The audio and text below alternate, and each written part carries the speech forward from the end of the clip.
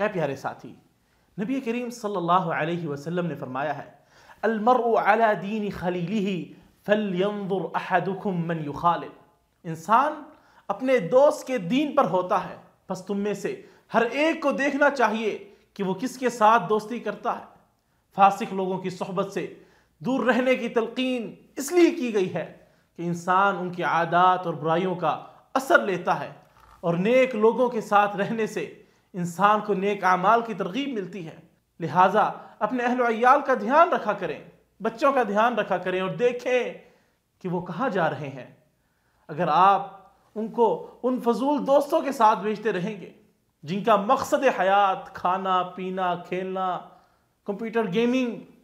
تو پھر اگر آپ مستقبل میں یہ شکایت کا اظہار کریں گے کہ میرے بچے میری بات نہیں مان رہے، وہ کسی